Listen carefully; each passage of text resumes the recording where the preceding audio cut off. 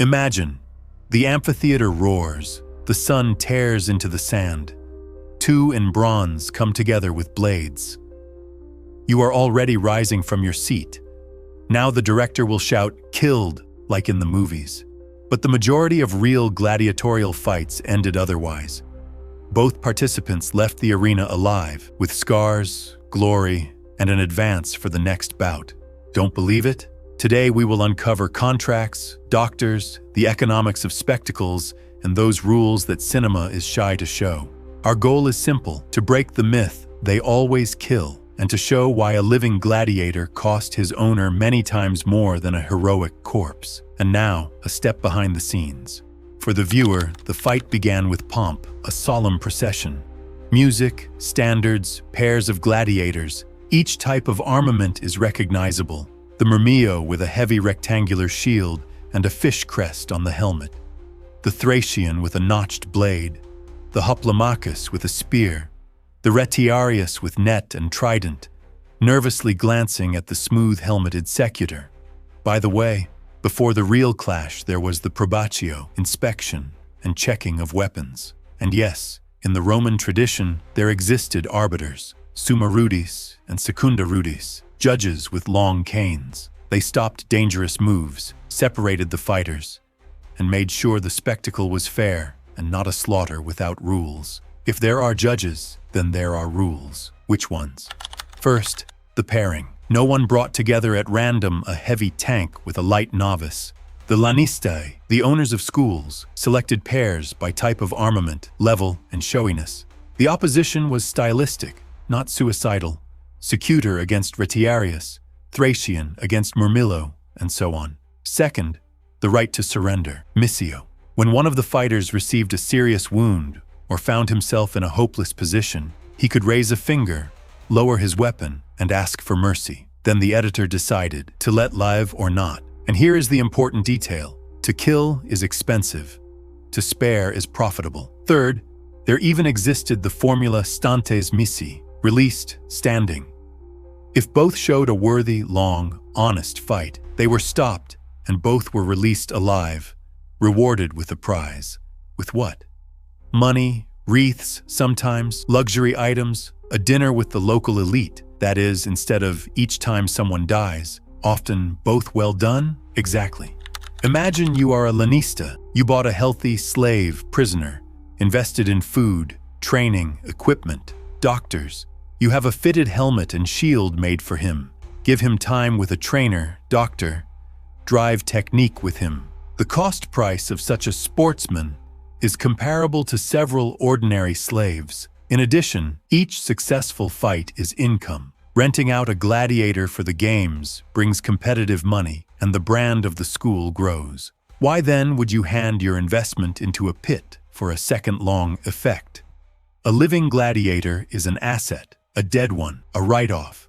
The organizer of the games, the editor, also counted. The city expects spectacles, but a bankrupt mayor is a spectacle so-so. It is more profitable for him that the fighters survive the performance and return for the next series. For blood, there were other participants. Condemned criminals, damnati ad mortem, and beast hunts, venationes. Cinema loves to arrange a meat grinder. The Romans also loved wow blood, but their accounting answered, "And who will hold the tournament in a month, if all the heroes have already been written off?" Money is the main peacemaker of the arena. But what about documents? Did the gladiator have a contract? Yes, there were papers. There were two paths: volunteers, auctorati, and slaves, prisoners. A volunteer signed an agreement that stipulated the term of service, the share of prize money, food, medical care, and, attention, risk. The famous gladiator's oath sounded frightening: to endure fire, chains, beatings, and death by the sword. But this is precisely an oath of readiness to accept the rules of the profession. Not a sentence, you will die for sure. By the way, many fighters had image scenes. Fighting names like Flamma, Carbon, Victor, a solid fan base, even graffiti of admirers, Suspirium Puellarum, sigh of the girls, on the walls. And yes, there existed a rare but real phenomenon of the gladiatrix. women gladiators, especially under Domitian. Their fights were rather an exception, but did happen and clearly added scandalous ratings. All right, contracts exist. And who treated all these risk sportsmen? If the word doctors together with gladiators surprises you, welcome to the ludus, the training complex. There worked medics, medici gladiatori, specialists in injuries. Some ancient authors, including eminent doctors, observed the schools as laboratories of traumatology. Diet? No steaks for a superman. For bone muscle endurance, they prepared with barley and legumes. Because of this, gladiators were sometimes called hordearii, barley men. Archaeologists in Ephesus found traces of a mineral additive, an ash slurry, for strengthening bones. Yes, it sounds like a strange smoothie, but bone analyses show elevated minerals. Training? Systematic. Wooden swords for technique, sand for endurance, dummies for working out the links, shield, strike, step, withdraw. It is not a mess. It is the sport of the era, which it was more convenient for history not to notice. In the movies, the trainer shouts, "Hit!" In reality, he also counted your posture, the angle of the shield, and the balance of breathing. The Romans hated dilettantes. Excellent. Training and medicine exist. And how bloody was it in reality? Let's say it honestly, they died. It was a dangerous craft, but not on the scale that action films paint. Funerary inscriptions and career tallies show that many gladiators managed to conduct dozens of fights and live to liberation. The wooden sword, rudis, and the status of rudiarius. In early periods and on wild provincial arenas, mortality could be higher, under emperors with a bad reputation also. But in a typical city program, the greater blood was compensated by other blocks, beast hunts, executions, reenactments, and the fights themselves were left as sport drama. The winner received laurels, but the main reward of the editor is a satisfied public and a living cast for the next release. And what about the notorious thumb down? Now we will set everything in place. You will be surprised, but thumb down, comot of death, is an invention of later painting and cinematography. Roman sources speak vaguely. To press the fingers, gestures of the crowd, it is debatable where to spare and where to finish off. Many scholars consider that a compressed thumb or a gesture to the heart could mean mercy, and an open palm with a sharp gesture finishing off. In addition, the last word was not with the crowd, but with the editor. He could listen to the stands, but the wallet and image decided, to kill an expensive fighter at the peak of form means to grow poor and to anger the public that loved the star. Sometimes the public was appeased with money. The editor paid the lanistae compensation for the loss of a fighter if execution was needed for drama. Simply put, thumb down was invented by directors, and a finger on the calculator was held by the real organizers. And who, in general, maimed more, people or lions? The answer will surprise you. What the viewer expects from a gladiatorial fight today often happened in other blocks of the program. Venaciones, hunts for beasts. There were lions, panthers, bears, boars, exotica. This was butchery content with no discounts. Both people and beasts died. Damnati ad bestias, condemned to the beasts. Here there is no missio. This is execution as spectacle. Reenactments, for example, naumachiae, rare water battles. Mythological executions when the condemned was dressed up as a myth and death was played. In comparison with this, the classic duel of two professionals was much closer to controlled risk than to a slaughterhouse. But why then are there so many tombstones and horrors in the chronicles?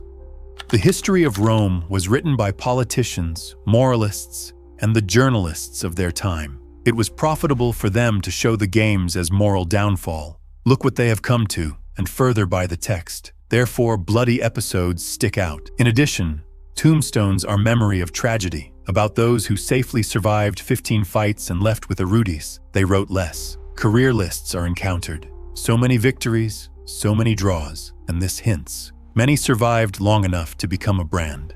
And when the Knight of the Sand finished his career, what then? Rudis, the wooden sword, was the symbol of liberation. Having received it, he became a rudarius. Someone went to teach in the ludus, someone became a bodyguard, someone even opened his own business, negotiating trainings for rich amateurs. In addition, veterans could appear as special guests, participate in exhibition fights, or in judging. In this sense, the arena was closer to professional sport than to a conveyor of death. So why cinema is so stubbornly lying? The boring, honest answer: dramaturgy. To pack Roman accounting, contractual relations, and medical statistics into 2 hours means to divide the hall into 2 halves. One half will fall asleep, the other half will praise the details. Cinema chose a third path, the myth, a killing every round. But the internet era loves debunkings, and today, when archaeology and epigraphy tell us more than legends, it becomes clear. The duel is about risks, rules, judges, and economics. And yes, there was enough blood, but not there, and not like people think. If you want a pure meat block, welcome to the Venetians. For gladiators, it is better to bet on technique and character. And still, why do we need this in the 21st century? We love simple tales. There everything was only cruel. But reality is smarter. In the Roman arena, the same mechanisms worked as today. Rules, contracts, economics, marketing, medicine, and stars with fans. This is not a justification of cruelty. This is the debunking of a myth that prevents us from seeing people behind masks and helmets. Next time someone says, gladiators always fought to the death, offer a bet for a goblet of mulsum. More often, they fought by contract. At stake were life, reputation, and the schedule of the next show. And now, a question to you. What is more important for a spectacle? Blood, or a story that makes you root for both? Write in the comments which type of gladiator is your favorite and why.